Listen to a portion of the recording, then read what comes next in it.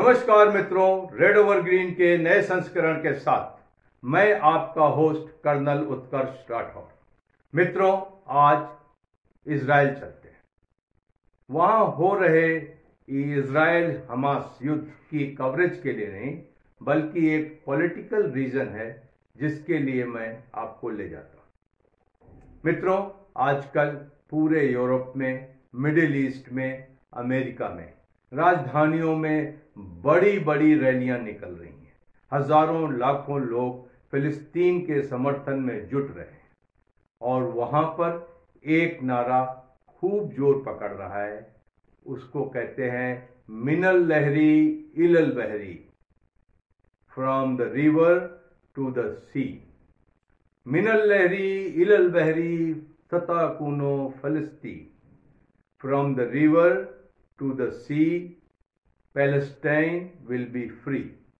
और वहां की सरकारें बड़े पशोपेश में हैं कि इस नारे की वजह से जो उन्माद उठ रहा है और जिसकी वजह से वहां रह रहे यहूदियों को निशाना बनाया जा रहा है, हिंसा का और घृणा का, इसको कैसे रोका जाए। अमेरिका की एक फलस्तीन ओरिजिन की सांसदा है राशिदा, उन्होंने अपनी मीटिंग में यह नारा लगाया था, जिसकी वजह से वहां के हाउस ने उन्हें सेंश्योर किया। मतलब अगर अगली दफा वो नहीं मानी तो हो सकता है कि वो अपनी सदस्यता से हाथ धो बैठे। लगभग यही हालत यूरोप के सारे देशों की है, जहां पर इस उन्माद को रोकने की सरकारें भरसक कोशिश कर रही हैं। तो आइए समझते हैं कि ये रिवर कौन सी है और ये समुद्र कौन सा है, जिसके अंदर कौन सी जमीन है जिसके बारे में ये नारा लगाया जा रहा है, from the river to the sea. आपके सामने ये इजराइल का नक्शा है। इसके उत्तर में लेबनान, उत्तर पूर्व में सीरिया, पूर्व में जॉर्डन, पश्चिम में यहां तक भूमध्य सागर और दक्षिण में मिस्र है। पूरब में सी ऑफ गैली के नीचे से जॉर्डन रिवर निकलती है, जहां मैं पॉइंटर दिखा रहा हूं, और वो आके इस डेड सी में समा जाती है और इसके बाद इजराइल की सीमा जाकर के रेड सी में मिलती है। पश्चिम में ये भूमध्य सागर है, तो जो फ्रॉम द रिवर कहते हैं वो है जॉर्डन रिवर, और टू द सी कहते हैं वो है भूमध्य सागर। तो फलस्तीन की परिकल्पना आज लोगों के दिमाग में इस युद्ध की वजह से भड़के हुए हालात में यह है कि पूरा फलस्तीन जॉर्डन रिवर और भूमध्य सागर के बीच में पड़ने वाली जमीन फलस्तीन है।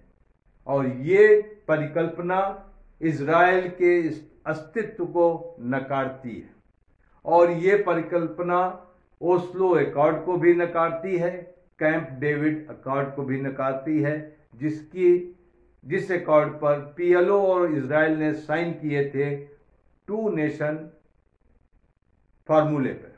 और टू नेशन फार्मूला यह था कि इजराइल के साथ साथ वेस्ट बैंक और गजा पट्टी में फलस्तीन का शासन होगा और दोनों इजराइल और फलस्तीन को एग्जिस्टेंस में रहेंगे। तो ये बात जो सोच रहे थे कि युद्ध के बाद, हमास के खात्मे के बाद, अगर फलस्तीनियों को वेस्ट बैंक और गाजा पट्टी और एक नेशनल स्टेटस दे दिया जाएगा तो वो संतुष्ट हो जाएंगे। लगता नहीं है, अगर ये उन्माद ऐसे ही भड़कता रहा।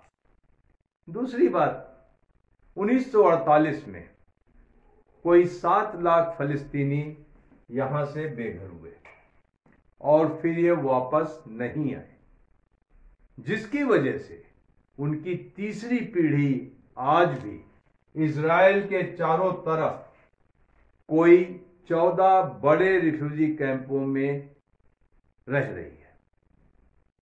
तो ये मानव त्रासदी थी। लेकिन अगर इस युद्ध का कोई बड़ा फॉल आउट है तो वो ये है कि ये परिकल्पना जोर पकड़ रही है, from the river to the sea Palestine will be free. और ये अगर परिकल्पना जोर पकड़ेगी, जो कि एक्चुअली हमास की और पीएलओ की आइडियोलॉजी भी रही है कि ये पूरी जमीन फलस्तीन की है, इस पे इजराइल का कोई हक नहीं, तो हम जैसे अंग्रेजी में कहते हैं कि पूरी situation back to square one 1948 में पहुंच जाती। तो इसका निदान कैसे होगा? युद्ध चल रहा है, लोग मर रहे हैं, दुनिया की कैजुअलिटीज हो रही हैं, ह्यूमन ट्रेजेडी रुकने का नाम नहीं ले रही और इजराइल रुकने का नाम नहीं ले रहा है। तो अगर ये गुस्सा बढ़ता रहा तो मुस्लिम देश क्या रुख अपनाएंगे और इजराइल के साथ फिर कितने लोग खड़े दिखेंगे, ये तो भविष्य बताएगा। आज के लिए सिर्फ इतना, बहुत जल्द मुलाकात होगी।